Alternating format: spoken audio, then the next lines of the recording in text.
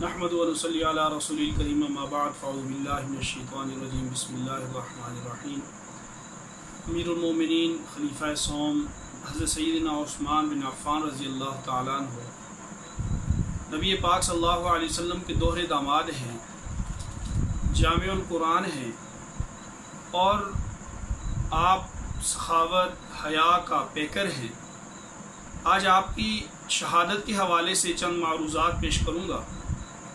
حضرت عثمان رضی اللہ تعالیٰ عنہ تاریخ کی وہ مظلوم ترین شخصیت ہیں کہ جن کو اپنے دور خلافت کے آخری ایام میں شورش اور بلوائیوں کی طرف سے 40 دن کے محاصرے کا سامنا کرنا پڑا، اور وہ ایسا محاصرہ تھا کہ جس میں کھانے پینے حتیٰ کہ دنیا کی جو بھی آسائش ہے اس کے حوالے سے ان کی طرف سے پابندی تھی۔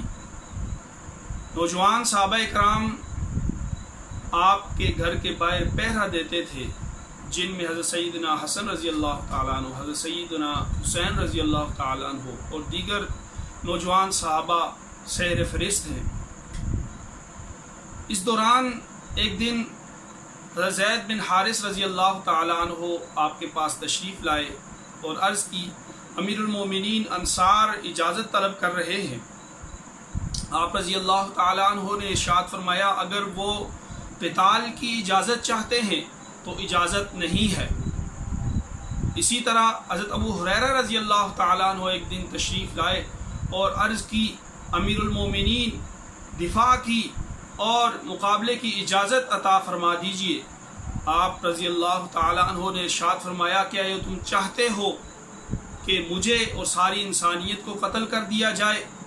تو آپ نے عرض کی، امیر المومنین نہیں، تو اس لیے آپ رضی اللہ تعالیٰ عنہ نے روک دیا۔ ایک دن نبی پاک صلی اللہ علیہ وسلم خواب میں تشریف لائے اور آپ کے ساتھ حضرت عثمان رضی اللہ تعالیٰ عنہ دیکھتے ہیں کہ شیخین بھی تشریف فرما ہیں، اور آپ صلی اللہ علیہ وسلم یوں ارشاد فرما رہے ہیں، عثمان جلدی کرو، ہم تمہاری افطار کے انتظار میں ہیں۔ اور پھر یہی ہوا کہ جب آپ بیدار ہوئے تو آپ نے اپنی اہلیہ محترمہ سے کہا کہ وقت قریب آ چکا ہے، اور پھر غسل فرمایا، نیک کپڑے پہنے اور تلاوت کلام پاک میں مشغول ہو گئے۔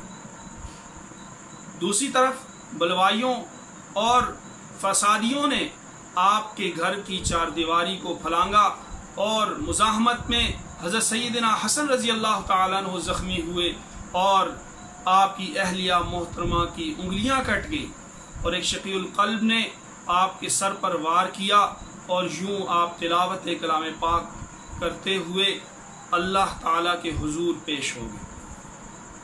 حضرت عثمان رضی اللہ تعالیٰ عنہ کی زندگی محبت رسول صلی اللہ علیہ وسلم، حیا اور جود و سخا کا استعارہ تھی۔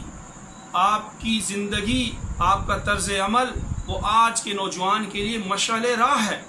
آج کا نوجوان اگر پاکیزہ زندگی گزارنا چاہتا ہے، آج کا نوجوان اگر اصلاح معاشرہ میں اپنا کردار ادا کرنا چاہتا ہے، آج کا نوجوان اگر دین پر عمل کرنا چاہتا ہے، تو حضرت عثمان رضی اللہ تعالیٰ عنہ کی زندگی وہ کھلے اور آنکھ ہیں، ان کو پڑھنے کی ضرورت ہے، ان کو سیکھنے کی ضرورت ہے، اس پر عمل کر کے اس خوشبو کو پھیلانے کی ضرورت ہے۔